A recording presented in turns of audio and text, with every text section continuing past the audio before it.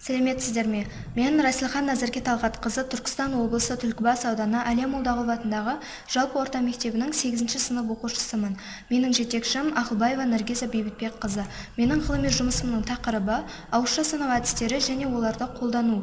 Ауызша санау әдістері күнделікті өмірде, кәсіпте және оқуда қажет, бірақ біз оларды қолдана бермейміз. Оның орнына калькуляторды қолдануға бейімделіп кеткенбіз. Менің мақсатым осы жылдам санау мен ауызша есептеудің тиімді әдістерін зерттеп, оларды пайдаланудың қажеттілігін дәлелдеу. Мен мектеп оқушыларына сауалнама жүргіздім. Нәтижесінде оқушылардың басым көпшілігі қарапайым әдістер арқылы есеп шығарды. Кейіннен мен олармен қосымша сабақ өтіп, әдістерді таныстырғаннан кейін нәтижесі мен күткеннен де жақсырақ болды. Менің ғылыми жұмысымның өзектілігі де осыда.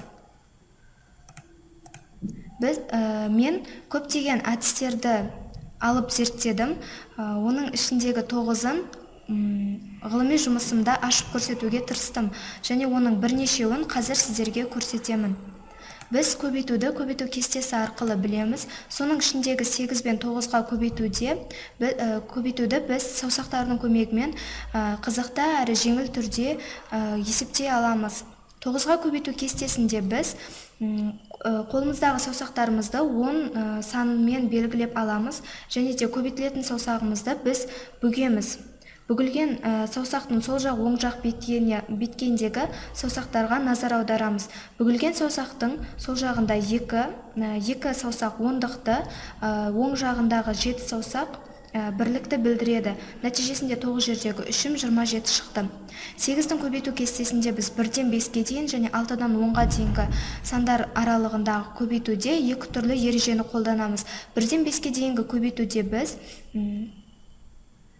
көбейтілетін саусақты бүгіп, мысалы 8 жердегі 3-ім, оған тағы да қосымша, одан кейінгі саусақты қосып аламыз, және де бүгілген саусақтың сол жағында неше саусақ болса, сонша саусақты оң жағынан тағы да қосып аламыз. Нәтижесінде 24 шықты. Ал 6 мен 10-ның аралығындағы сандарға көбейтуде біз көбейтілетін саннан 5 санын азайтып, оның ондығына 40-ты қосамыз.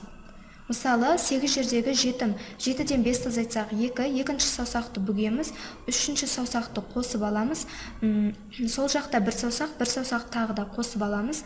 Бізде 10 ондық және де 6 бірлік бар. Ойдағы 40-ты 10-ға қосып 56 шығады.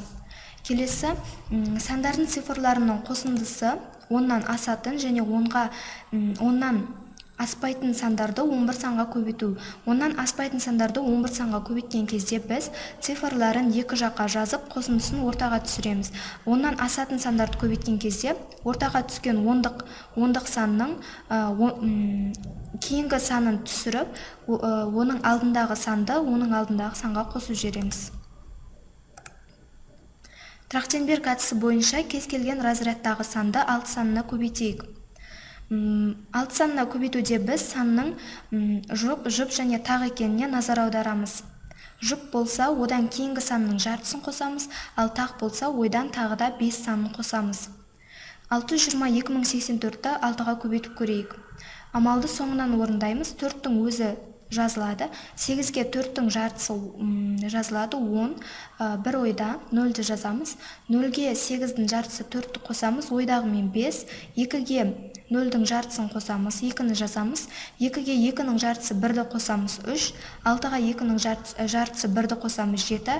6-нің жартысы 3-ті жазамыз. Осы әдістердің тиімділігі неде?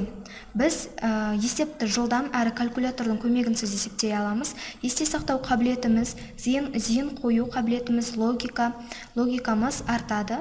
Және менің болашақтағы жоспарым мектепте өтілетін қосымша сабақтарда, олимпиадаға дайындау сабақтарына, дайындық жұмыстарына осы әдіс тәсілдерді қосу, ауызша санау әдістерін үйрететін медиа курс құру және ұбт тапсыратын түлектерге қосымша материалдар ұсыну. Назарларыңызға рахмет.